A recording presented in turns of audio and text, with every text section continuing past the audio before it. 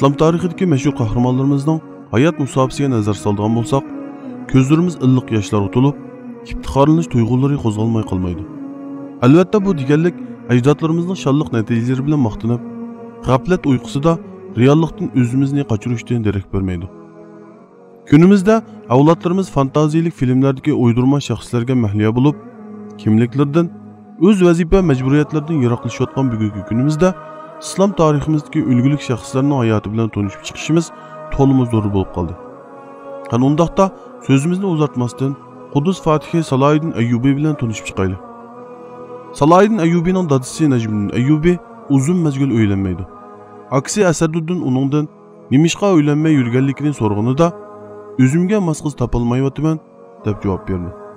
Saljuqiy sultoni Muhammad ibn Malik Shahdinmi yoki vazirning qizidanmi taklif kelmaganmidi? Deganida taklif bo'lgan, lekin ular menga emas deb javob berdi. Fuqisining javobidan ajablangan Asaduddin nomzodlikqa bulardan ortiq yana kim loyiq edi deydi. Najmiddin Ayyub akasining savoliga qo'limdan tutib jannatga yetaklaydigan soliha jub xohlayman. Uningdan bir farzandim bo'lsa, yaxshi tarbiya qilsak, u cho'ng bo'lganda mahir chavandoz bo'lib, musulmonlarni Qudus sharifga qaytarib borsa deb javob berdi. Aksi uning javobiga astoydil qarmaydi. Bundig'ini qayerdimi topatding deydi e'tiborsizlik bilan. Najmiddin Ayyub bo'lsa, kimiki niyatini Alloh uchun xolis qilsa, Alloh taolo uning niyatiga yarasha rizqlantirdi deb javob berdi. Kunlarning birida shayxlardan biri bilan suhbat qilib o'tirganida uzoqdan bir qiz kelib, shayxni chaqirtib, parda orqasida to'xtaydi. Shayx Najmiddin Ayyubdan izn so'rab, qiz bilan so'zlashishga boshlab, "Men avatgan yigitni nimishqa rad qilding?" deydi. Aqlli qiz: "Ey shayxim, ashu yigitning jamoli, mansibi qanchalik havas qilarlik bo'lsa-mu, menga munosib kelmaydi" deydi. "Undaqda qandig'ini xohlaysan?" deydi shayx ajablanib. Qiz bo'lsa, "Qo'limdan tutib jannatga yetaklaydigan solih jub xohlayman. Uningda bir farzandim bo'lsa, musulmonlarni Qudus sharifga qaytarib borsa." Subhanalloh. Suhbatni anglab turgan Najmiddin quloqlariga shinamay qoldi.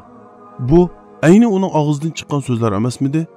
Ikkisam shu armonlar uchun qanchadan qancha nomzodlarni rad qilgan edi. Alloh azza va jal pak niyatlik bu ishga qalb egisini bir-biri bilan uchrashtirgan edi va Qudus Fatihi Salohiddin Ayyubiyni hadiya qilgan edi. Mana bugun Salohiddin Ayyubiyga o'xshagan Fatih o'g'illarni tug'ishga ojizlik qilayotgan onalar va otalar niyatlarimizni bir tekshirib ko'ramizmi qandoq? Salohiddin Ayyubiy haqida O'rta asr Nasroniy olimi va islom olimining mashhur tarixchilari ko'plagan ijobiy va muhim ma'lumotlarni qoldirgan. U 1138-yili Iroqning Tikrit shahrida dunyoga kelgan. Dadasi Najmiddin Ayyubiy u tug'ilgan yili oilasini ilib Musulga bordi va Imomiddin Zangining xizmatida bo'ldi.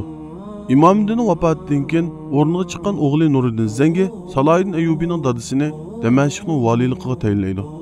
Tog'asi Shirkov bo'lsa, Nuriddin Zangining g'olliq qo'mondonlaridan biri edi. Bundoq bir oilada cho'ng bo'lgan Salohiddin yaxshi bir tarbiya olgan, ilm majlislariga yerisman, dinni taqvolik yuziga qurgan, mujohid ruhliq bir azmat bo'lib yetishib chiqdi. Bu vaqtda islom jo'grafiyasi ichida ozg'un Shia Fatimiylik iqimlari bosh ko'targan holda tashqarida xristianlarning salib qo'shuni bilan kurash qilayotdi. O'z ichida bir birlik hosil qila olmagan ummat salibchilar qarshisida mazmun tura olmadi va salibchilar besib o'tgan har bir yerga o't qo'yib, talon-taroj qilib musulmonlarni qirg'in qilayotdi. 1095-yilda sharqqa kirib kelgan salibiylar qo'shuni O'rta dengiz sohillari va Sinoy yarim oroliga o'rlashib, musulmon davlatlarining zaiflashishini kutib turgan edi. 1099-yili 7-oyda ahli salib kirish qo'shuni Shia Fatimiylarning xiyonati bilan Qudusga kirishga muvaffaq bo'ldi. Ular Qudus xalqini umumiyuzlik qilishni o'tkazdi. Xristianlar musulmonlarni bir hafta bo'yicha qatlam qildi. Aqsa masjidida 60 mingdan ko'p inson o'ldirildi. Tarixchi Fulkayuz bu qatlamni tasvirlab, bizning chavandozlarimiz va piyodaliklarimiz shaharni orlab hech kimni hayot qo'ymadi. Xalqning uyiga kirib, nima uchursa shuni oldi. Buning bilan nurg'unlagan kambag'allar boy bo'ldi. Atsi kirish qo'shuni zanjirlari bo'shatilgan hayvonlar kabi yo'llarda, uylarda, masjidlarda turgan hamma odamni cho'ng kichik ayol demasdan o'ldirdi. Qatlamga shohid bo'lgan tarixchi Rimandos o'z asrida qatlamning atdiganlik ko'rinishini tasvirlab, ko'chalarga chiqqanida tizgicha chiqqan jasadlar va qon ostida qolganligini yozgan edi. Inna lillahi va inna ilayhi rajiun. Buningdan 461 yil avval 638-yili musulmonlar Quddusni fath qilgan vaqtda Umar roziyallohu anhu Quddusdagi barliq xalqlarning jon-moliga omonlik berdi. Hatto xristianlarning chirkovlariga ham tegmaydi. Shundoq, tarixga nazar soladigan bo'lsak, musulmonlar qayerni fath qilmasin, u yerda xotirjamlik, omonlik va saodatning yashnag'anligini, kofirlar bosgan joylarda o'lim yetim, buzg'unchilik va fasod tarqalganligini uchirtish emas albatta. Mana bu musulmonlar bilan kofirlarning farqi edi. Birinchi qitimlik salib qo'shinining yurishidan beri musulmonlarning eng chong musibati birlikda harakat ilib borolmasligi edi. Lekin Salohiddin Ayyubiy bu vaziyatni o'zgartdi va islom dunyosining cho'ng bir qismini birlashtirishga muvaffaq bo'ldi. Uning tarix sahnasiga chiqishi Nuriddin Zangining uni tog'isi Shirkov bilan Misrga avatish bilan boshlandi. 26 yoshli Salohiddin bu jangga sarkarlar qatorida qatnashdi. Bu vaqtda Shirkov uni Belbis shahrini qo'lga kirgizishga avatidi. 3 oylik qamaldan keyin Belbisni qo'lga kirgizdi. Ibnul Asrning xotirlashida Belbisning fath qilinishi Yas sarkarda Salohiddin uchun nihoyat cho'ng eshiklarning ochilishiga sabab bo'lgan. 1169-yili Asaduddin Shirkov va Salohiddin qo'shinlari Misrni to'liq qo'lga kirgizdi.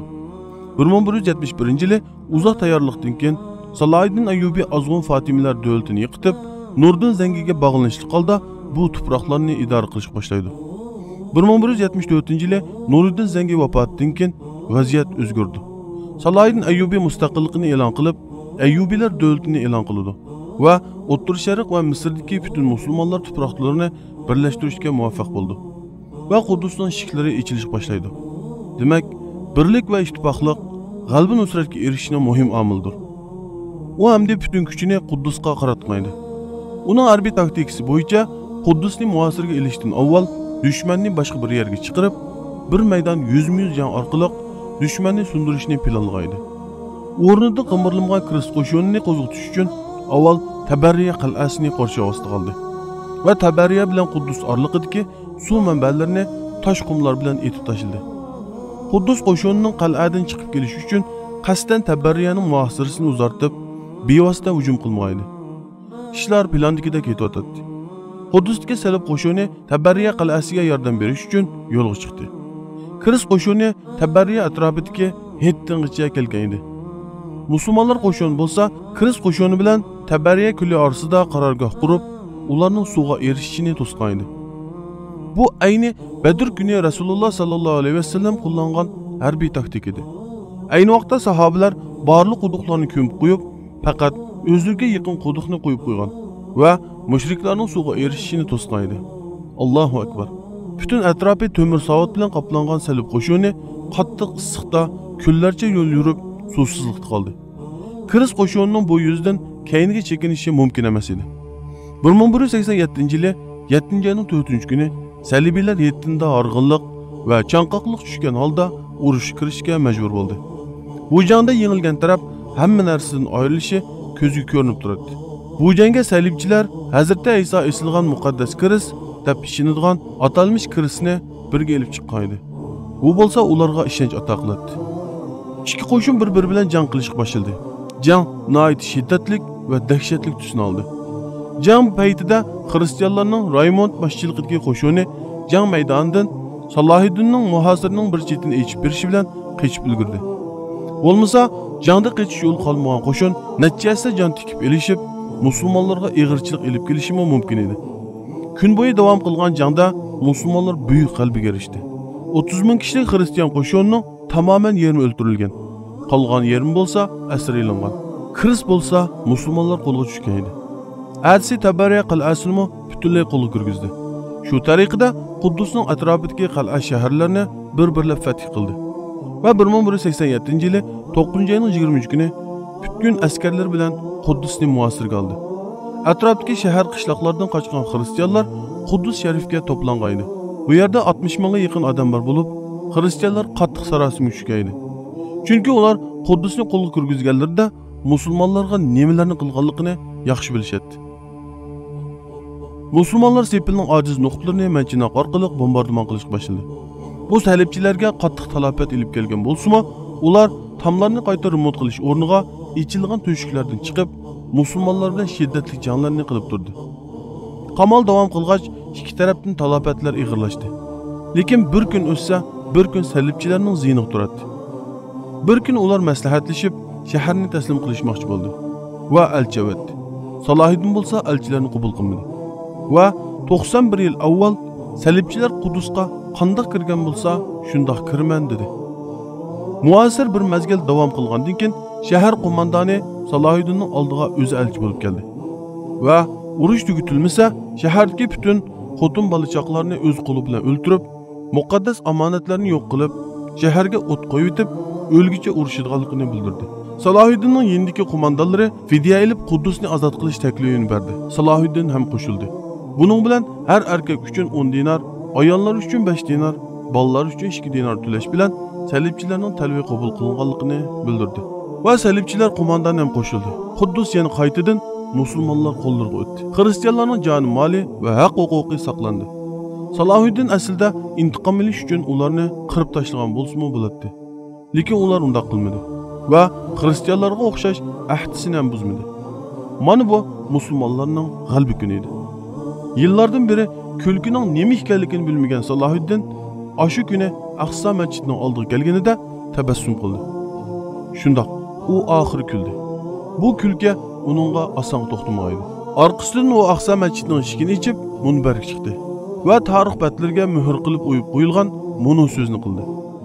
Alloh bilan qasamki, ey dushmanlar, agar biz erkakli bo'lgan bo'lsak, sizlar hech qachon Aqsa masjidiga yiqilisha olmaysizlar. Salohiddin Ayyubining Qudusni fath qilishga bo'lgan hirismanligi va g'ayratini tasvirlagan Bahoviddin Mishaddad shundoq deydi. U bolasini yo'qotib qo'ygan bir onaga o'xshash oldiraydi. Etini bir yerdan yana bir yerga chop turib, musulmonlarni Qudusni qutqizish uchun jihodga da'vat qiladi. Kishilar to'plashgan joylarga berib, ey musulmonlar, islom uchun deb vaqiraydi. Doimo ko'zlaridan yoshlar sirg'ib, yuzlari hech qurmaydi. U shundoq deydi. Qudus va Aqsa masjidi salibchilarning oyoq ostida turib, qandoqmi kulalay, qandoqmi qo'shal bo'lalay, qandoqmi rohat o'tirib, tomoq yeyalay.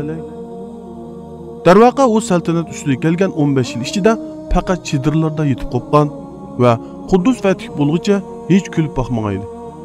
Kishilar uningdan "Ey amir, nimishqa saroyda yetmaysiz?" deganida u shundoq degan edi. Rasululloh sallallohu alayhi vasallam Mirojga chiqqan Qudus dushmanlar oyoq ostida dafsan bo'layotganda bir tomning daldisida kecha o'tkazishdan oyoq qilaman degan edi. Subhanalloh. Bu so'zlar hamma imkoniyati tepildigan buyuk bir sultonning og'zidan chiqayotgandi. Bu so'zlar butun muqaddas tuproqlardan ayrilgan, Qur'oniy ochiq ko'ydirilayotgan, musulmonlar har kuni tajovuz bo'layotgan bugungi biz musulmonlarga taqqoslash mumkin emas albatta. Qudusning musulmonlar qo'liga o'tganligi xabari Yevropani larziga soldi va Salohiddin Ayyubiga qarshi salibchilar qaytadan harakatga o'tdi. Angliya, Fransiya va Germaniya podshohlarining yetakchiligida 3-qitimli salibiylar yurishi boshlatildi. Hatto urush chiqimini hal qilish uchun Dima Salohiddina, ya'ni Salohiddin o'shirsi ismida bosh qonuni chiqarilib, buni topshirmaganlarning dindan chiqadiganligini e'lon qildi. Angliya va Fransiyadan to'plangan qo'shin dengiz orqali soni zo'r salmoqni egallagan Germaniya podshohi Fredrik Barbarossa zo'r qiyinchilik va mushaqqatlarni yengib 300 ming kishilik qo'shin bilan quruqlikdan yo'lga chiqqan edi. Bu zo'r sonni anglagan ko'plagan musulmonlar ularning kuch-quvvatidan qo'rqib orqaga qaytishgan edi. Lekin Alloh bir ishni vujudga chiqarishni xolisa, albatta uning sabablarini o'zi hozirlab berdi. Alloh azza va jall oz bo'lsa-mu sodiq turgan bandalarga o'ylimga yerdan chiqish yo'l bergan edi.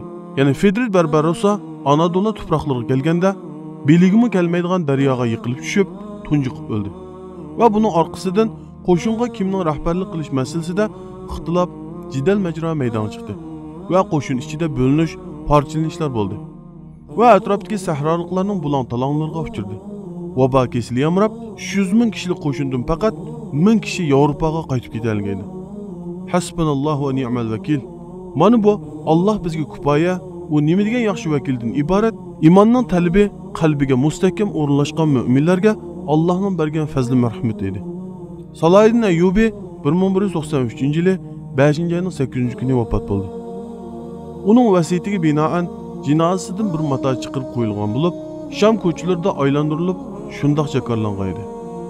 Ey musulmonlar, ey insonlar. Misrning, Yamanning, Shamning va Quddusning fotihi Sulton Salohiddin dunyodan bir tal kepanlik ilib ketdi. Buningdan ibrat olinglar va dunyoga oldim.